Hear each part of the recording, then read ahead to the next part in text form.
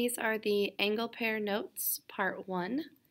Please grab a straight edge and a protractor to get started.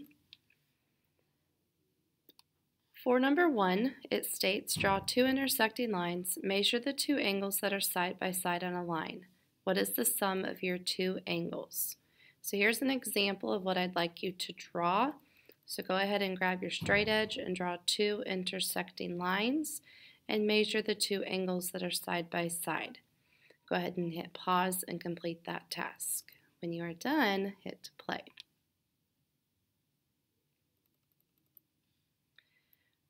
As you can see here on my example, when I place my protractor on the line, I can measure both angles at the same time.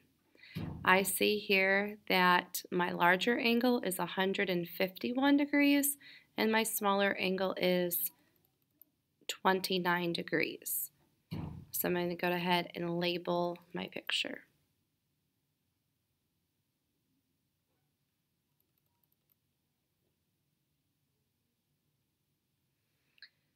We'll go ahead and take a look at number 2. We're drawing two more intersecting lines. Measure the two angles that are across from or opposite of each other, and what do you notice about those two lines?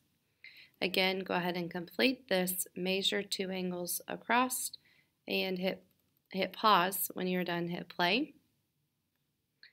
And I can see here that this angle is 119 degrees. I can see that it is also 119 degrees. And so with that, I will go ahead and label them.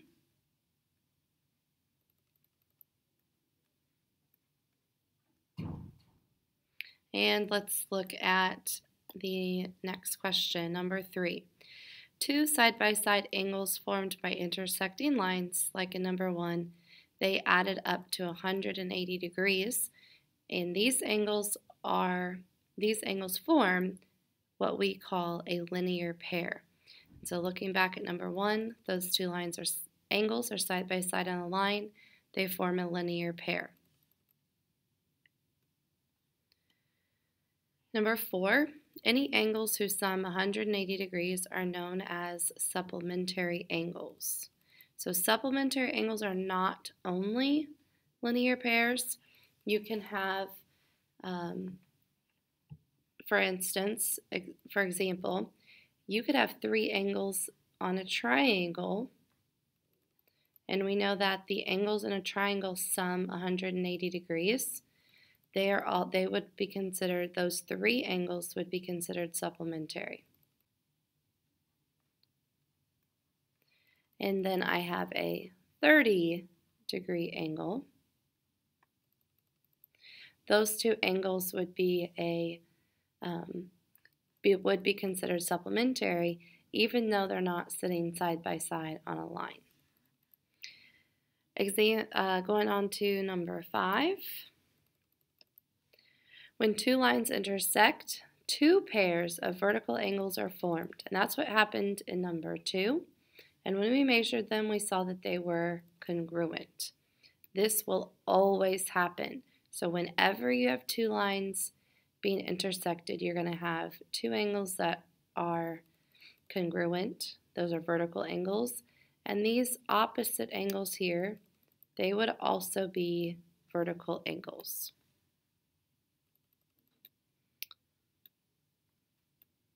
So again, vertical angles are congruent. So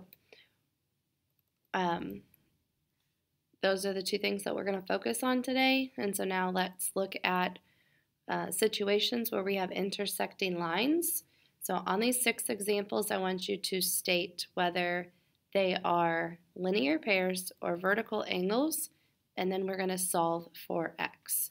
So this particular problem, for example, number 1, they are linear pairs.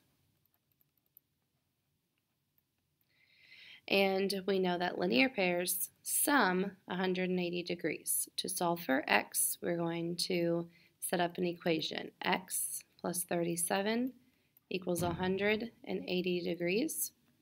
And to get x by itself, you could subtract 37 from both sides. X then would be 143 degrees.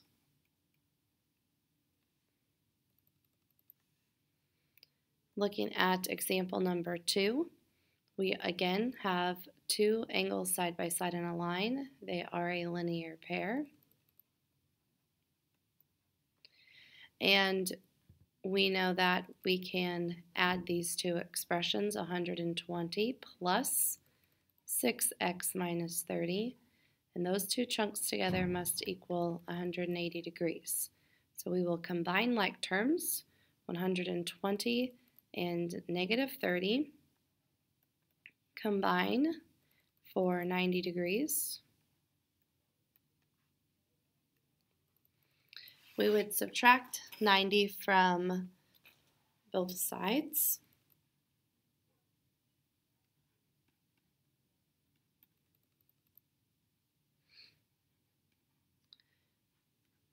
And we're going to take 90 divided by 6.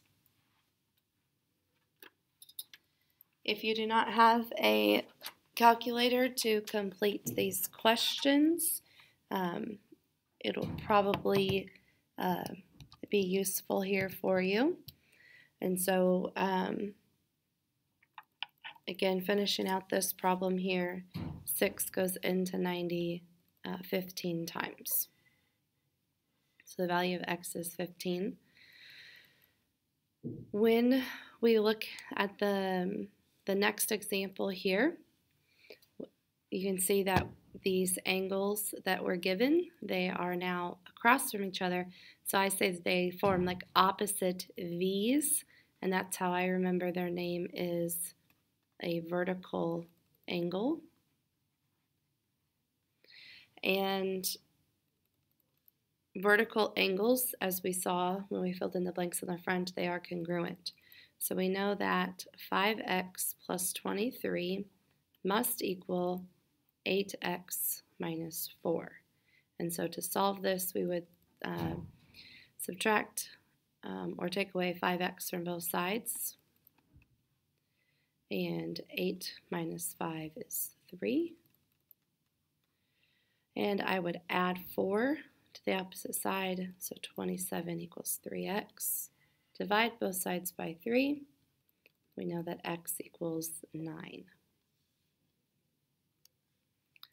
Going to the next example here, example 4. Again, these are vertical angles, and x must equal 42. So there's not any work to do for that problem. Okay, and I would like you to try now example 5 and 6, and when you are done with 5 and 6, go ahead and hit play and see how you did. So on example 5 here, they are vertical angles, and so we know that 2x plus 24 must equal 74. So I would subtract 24 from both sides and see that 2x equals 50. And then dividing both sides by 2, x would have to equal 25. And example 6, again here, this is now a linear pair. And because these are linear pairs, we know they sum 180 degrees. So 5x plus 10 plus 50 must equal 180 degrees. So I'm going to combine like terms. So 10 and 50 make 60. I'm going to subtract 60 from both sides. And then we're going to divide 120 by 5.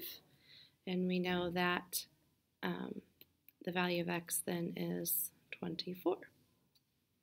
That concludes the notes over angle pairs.